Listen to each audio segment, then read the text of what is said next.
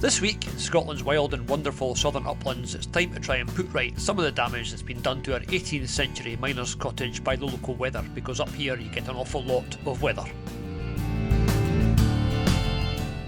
That's actually looking not bad. And the next job is to get those windows painted. Whoever painted these last time only did the bits as high as they could reach. That would have been me. That's why the black bits are black and the grey bits should be black as well, but aren't, and they're about to be. But when you get up close and personal with these windows, you see that it's going to take more than a lick of paint to put them back into any sort of weatherproof condition, because a lot of the putty has decided it wants to actually leave the frames. So I don't have any putty with me today, so what I'm going to do instead is get to work on the woodwork, which is actually quite solid under about 100 years of flaky paint. And we'll get these windows, at least cosmetically, looking a wee bit better. This is only a temporary job because ultimately they're going to have to be replaced because they're only single glazed drafty old units. Yeah, good job. I'm quite good with heights because it's not that far up, but it's far enough. Anyway, completely bodging this just to make it look a wee bit better for now.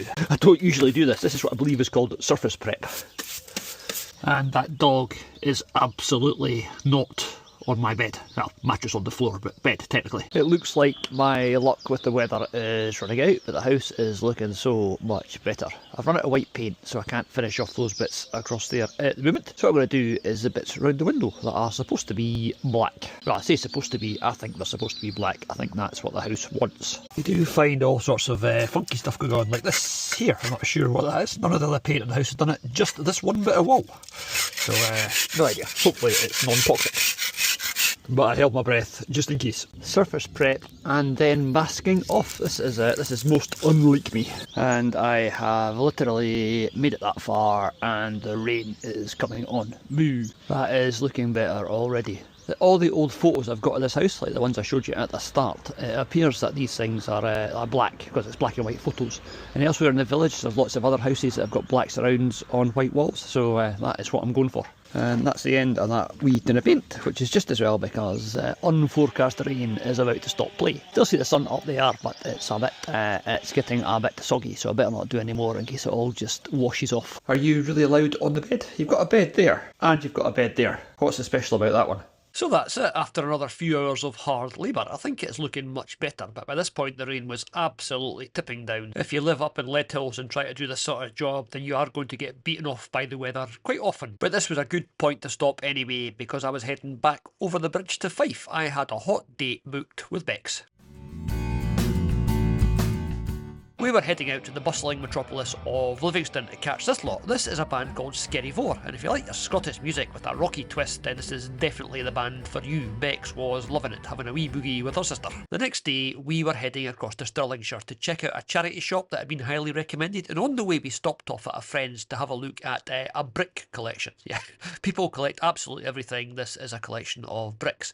And wandering around looking at it, it's like, oh, there's some bricks, and then there's some more bricks, and then yeah, this is a massive collection of bricks from everywhere you can imagine. It was actually really interesting, although Bex was a little bit terrified that I might take some home with me. Now I know that you might well think that a brick is just a brick, but if you look at the names on these places, they are mementos of an industrial past where every area would have had its own brickworks, often associated with coal mines. They used the stuff that they dug out of the coal mine and was going to go to waste to make bricks. So in metal, all the bricks have got metal written on them, and every wee community would have had its own equivalent name, and a lot of them are in this collection, as you can see. I did take one brick away with me, and it is this one. It is from the town of Sankar, which is near Lead Hills, and this could well have been the brickworks where a lot of the bricks that were actually used to build Lead Hills were made. It's a fascinating wee bit of local history. And the next stop was this. This is Stirling's Reuse and Recycle Centre, and we were here looking for some stuff for the old house in the hills. And look at that, it is a proper Aladdin's cave. You walk through the little entrance bit and then turn it into the big room, and it is just wall to wall stuff. There is lots and lots of really cool things here. It was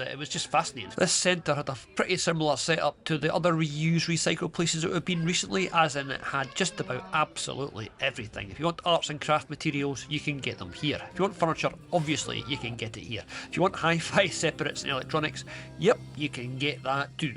I'm pretty sure you could get everything you need to equip a band in this one wee corner of this warehouse. There was drums and guitars and keyboards and lots of speakers. I was quite enjoying it, but I had to leave before I actually spent any money, because this is not what we're here to see.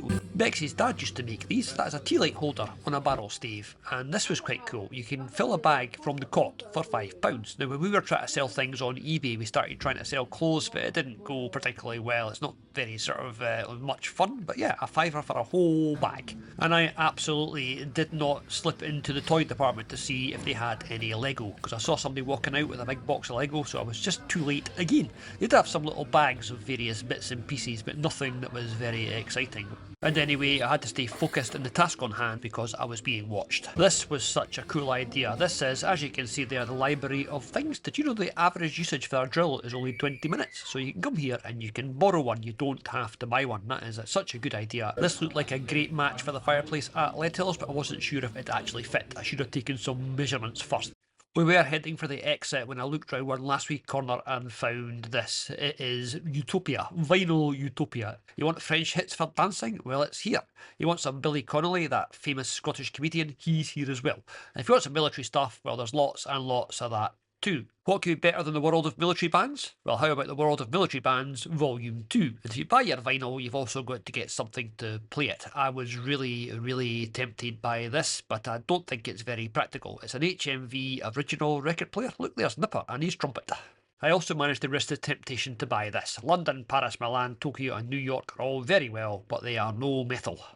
And that was another weekend in Scotland done. Alas, it was time to head back down over the Queensferry crossing to England, my job in Manchester. This week it was going to be really rewarding. You know how you do a job and you feel like you've achieved something and it's a good feeling? Well, yeah, that's not what I got. My job involves carrying big metal things through a library. This thing is it's not as light as it looks, and I appreciate it doesn't look very light. This is supposed to hang over the edge of that. Can you see the problem? It's not long enough, so having carried it all the way up the stairs, I'm now going to, guess what? Yeah, all the way back down again. But hey, I did get a coffee, so it's not all bad, I suppose. Right, time to head back up the road past my favourite sign in the whole world. It is this one. It's the Saltire as you cross back over the border into Scotland. It's a good job, you know, better than to expect any sort of continuity from us, because it's now another week later. Yep, another one has passed and the weather is glorious. It's 25 degrees. The dog is lying inside panting and I am outside to do a spot of painting. I think I'm going to get on with the windows. I know the white of the house hasn't finished yet, but I need to get better white paint. I don't think that stuff is brilliant. So in the meantime, I'm going to crack on with the windows.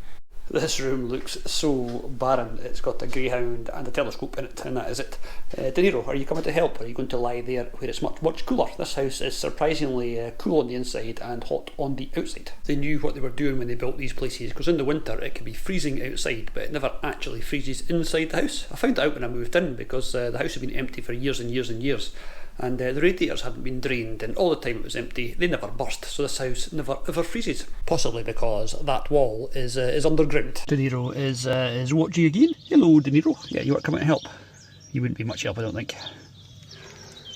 Gloopy black paint. Yeah, so this is going to take a while, so I'll not bore you with watching me doing it. And I've also bought some of the proper putty to repair the bits where the puttying has gone. This is going to be temporary. Eventually these windows will get replaced, but for the meantime it'll do. Get another couple of years out of them anyway. Oh dear, we've got a slight problem. It is now so warm that the masking tape glue is melting and the paint is going really dribbly. This is less than ideal, but I'll get done what I can. Well, that one's done and it's now a bit cooler. Don't look too closely at that one because it's got some dribbles that I now need to fix. Oops. But that's enough of that. You want to go somewhere cool? I'll take you somewhere if you don't tell anybody that I've shown you. This is new, and there's me. Hello. This is the Lowther men's shed, where men can go and I don't know, do whatever they do in a men's shed. Strange it being called a men's shed. There's one of these up at Kennaway where we do the junior park run, and that's called the community shed. I think community shed is a better name. It's more inclusive, isn't it? There's lots of nice wee streets and lanes and that to explore in Littles. It's a very nice wee place, but where we are going is down that way. The weather has become so much more pleasant, and I had a baked potato with beans for my tea, so I'm hoping that I'm not still wearing any of the beans. another wee row of houses. That is Symington Street, and that thing behind it, the sort of sticky uppy obelisk thing, is the Symington Memorial. William Symington was from the village and he invented some sort of nautical engine thing that I don't really know much about. We'll go there for a closer look one day, but not today. There are 3 roads into Let Hills and they're all pretty much equally ugly, to be honest. I mean, you saw the Mennick Pass in last week or a couple of weeks ago, the video where we went down to the tip, and it's pretty horrible. This is the Elvenfoot Road because it goes to, go on, guess, get you. It goes to a place called Elvenfoot, unless you're coming from the other end, in which case I think it's probably called the Let Hill. Anyway, I'm gibbering. This is the other road into the village. I'll bring the drone down here tomorrow and give you a look at some of the scenery because it is quite scenic. Okay, let's see who's paying attention. We have come downhill from the village a little bit and downstream, and behind me there's a big steep hill with a ditch at the bottom. Right, hands up anybody who knows what this might have been. No? No?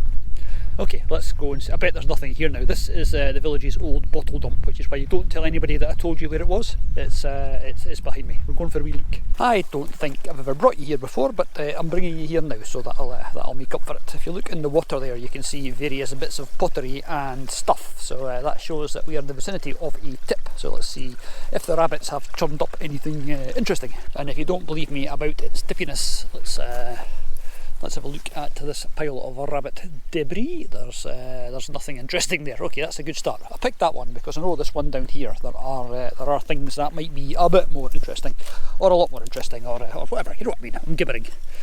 Oh look, there's a pretty plate, and there's another bit of plate, and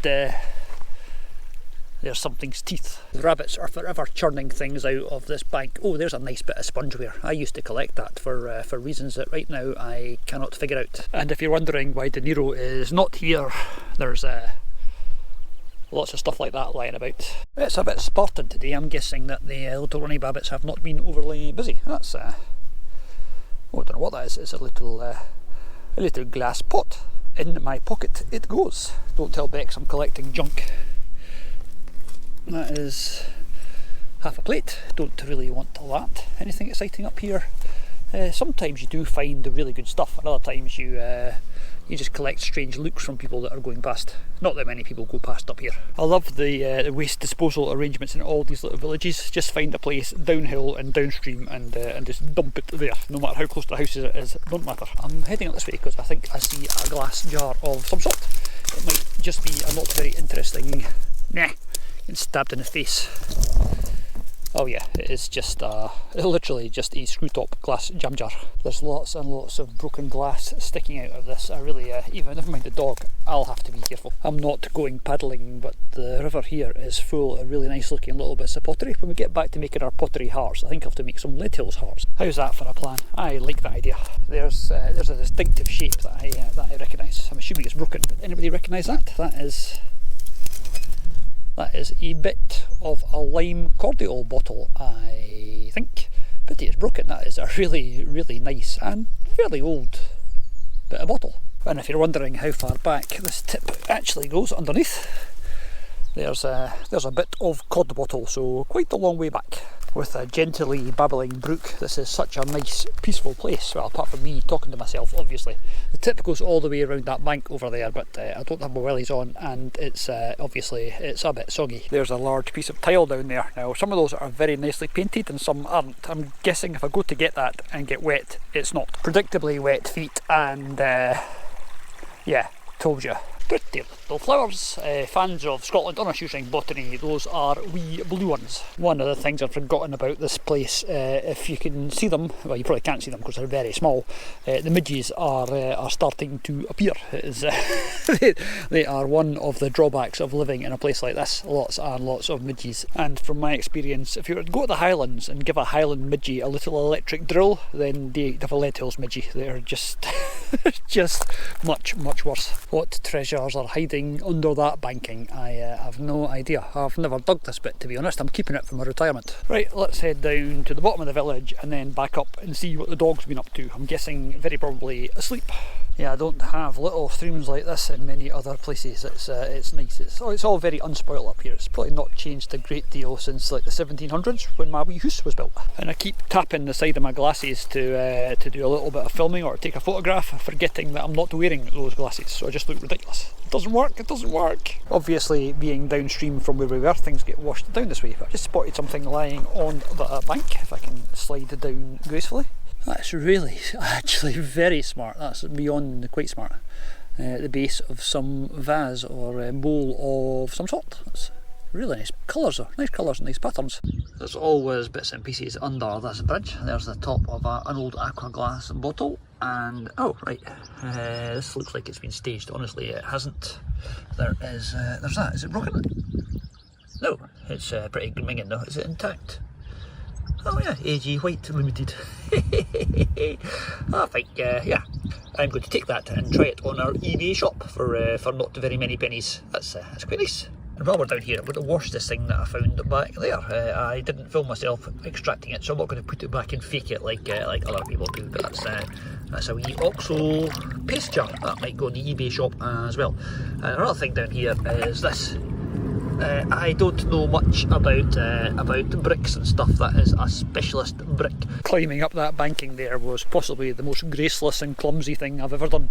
Yeah, lucky nobody was filming it, because the guy with the camera was too busy falling backwards into the water. You know where the Lead Hills name comes from? It was lots and lots of lead mines, and they were usually quite small. They'd find a little drift and they'd follow it, but they were never massive mines. Some of them were bigger than others, but that up there is a spoil heap from a mine, and that's what's left today. Is these big blots on the landscape, or yeah, whatever. It's a spoil heap, and over there you can just about see, and one day we'll go closer. That was one of the biggest mines, and that's still got a shaft that is closed off with a barrier, but it's accessible, I think. There you are. We have made it. This is the bottom of Lead Hills. If you remember my 3 ways into Lead Hills, this is the road that goes to Abingdon, which is yeah, it's as ugly as the other two. It's pretty horrible. You won't want to see it. It's just not interesting. Seriously, gang, if you're ever coming to Scotland, don't just get off your plane or whatever and head straight for the Highlands. Go straight to Inverness and up there. There's as much to see down here. I mean, this is, and it's usually not as badly overrun with tourists, although the village does get a bit busy in the summer. It's always quite funny getting up in the morning and going for a wander to put a cup of coffee on, and there's people taking photos of your house. And sometimes it looks grey, and sometimes it looks cold, and sometimes it looks windy, but it never ever looks ugly. Tell you what though, buying minty green running shoes was not my smartest move. Look at them, they are minging. De Niro, you could come out and help. No, not want to help. Okay. He does quite like that bed. I think if he likes any bed, it's De Niro. Well, today's job has been postponed because of rain, so no more painting. So what I'm going to do instead, and I've already started, you'll have to excuse me, is the tenant that lived here dumped this rather large trailer tent here. So no idea how you're supposed to get rid of something this size. I'm thinking the plan is probably chop it up and take it to the tip. So today we're going to start a bit of disassembly with extreme violence. But I think we'll probably start off with the obvious screws before we get the big hammer out. It's going to be quite a big job taking this apart, I think, but I'll crack on and see how I do. I've no idea if it unscrews or if there's riveted bits or bolted bits or what there is, but if I start off taking off the things I can see, we'll see how we get on from there.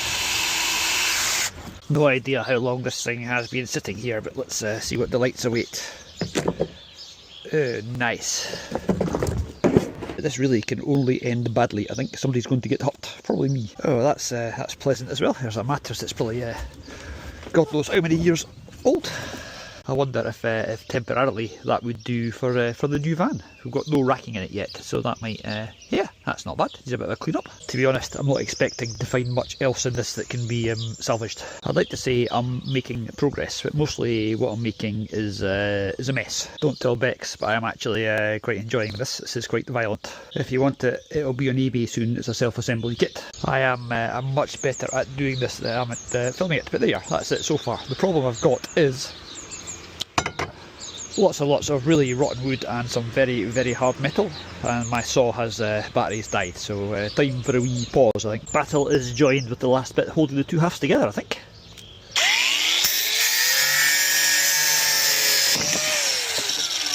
And that's it. I think we have a thing in 2 bits. Yay! Yeah, who needs weight training in gyms when you've got stuff like this to be doing? Alright, that's quite a lot of metal. Right, now I'm going to cut through these metal bars with the saw because it's taking far too long. This blade should be able to do it apparently. Oh yes! Anybody want to buy a French Rapido Comfortmatic? It requires some attention, I think.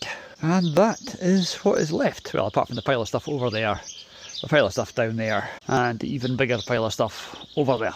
Well, that was far too much like hard work.